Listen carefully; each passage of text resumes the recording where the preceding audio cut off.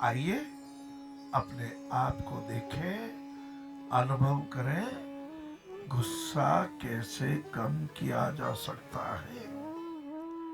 कहते हैं भाई इस काम में क्या मिलेगा, ध्यान करने का लाभ क्या होगा।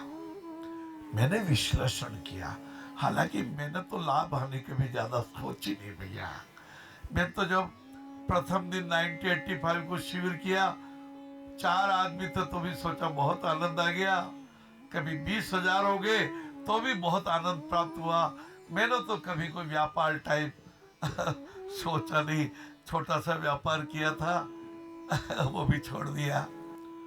भाई जी नित्य लीलालीन हनुमान प्रसाद जी पोदार जी भी कभी व्यापार करते थे, और ऐसा कुछ प्रसंग आया कि उनको लगा नहीं मुझे मुझे मुझे दूध चाहिए, मुझे खून नहीं चाहिए।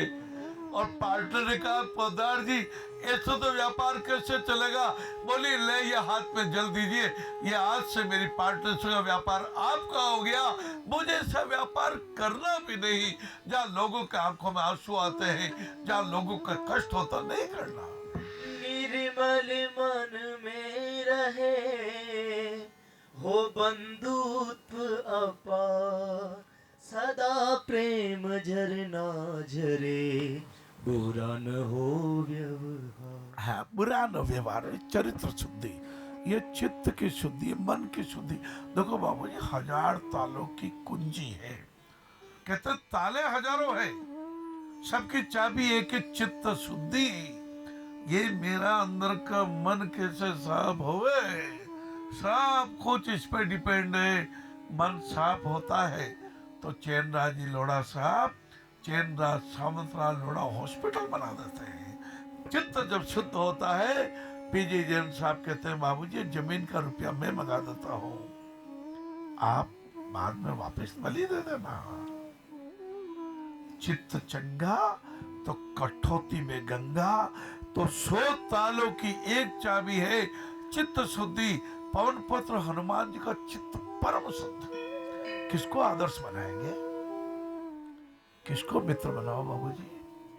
ऐसो को मित्र बनाओ जो आपको धर्म पे लगावे, ऐसो को मित्र बनाओ जो आपका चित्त शुद्ध करे, व्यवहार शुद्ध करे, आपको क्षमा भाव सिखा दे, आपको मैत्री भाव करुणा भाव सिखा दे, आपको सिखा दे कि हर्ष और दुख में भी सम कैसे रहना है। आपको उस मित्र की मित्रता समझा सके कि अदृष्टा सर्वभूतेषु क्या होता है, संतुष्ट सतत योगी, संतोष भी धन क्या होता है।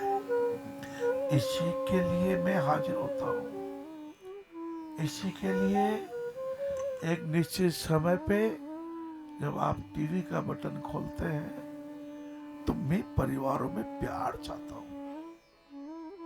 परिवार एक इकाई है लाला। ये जो आपके पिताश्री, आकाश से बड़े पिताश्री केवल कहने के लिए नहीं, ज्ञान बगाड़ने के लिए नहीं, कहते वो बुद्धि का छलावा नहीं, वास्तव में ये हमारे परम पूज्य है। कई बार क्या होता है, वो कहते हैं कि घर का जोगी जोगना और 8 गांव का सिद्ध, बाहर से कोई आओ तो पधारो पधारो दौड़ रहे, उनके चरण धो रहे, सब कुछ कर रहे, और पिताजी की आज्ञा पालन नहीं करे तो उल्टा हो गया ना महाराज। अवश्य बाहर वालों को भी आदर दीजिए, अवश्य अतिथि को भगवान जैसा समझिए, अवश्य अन्य संतों से शिक्षा प्राप्त कीजिए। लेकिन आपके अपने पिताजी आपको जब अच्छी शिक्षा दे लाला, जब आपको अच्छी बात बताए तो मन बुद्धि को लगा करके उनकी बातें सुनिए, मन को बहुत ज्यादा चलायमान मत रखिए।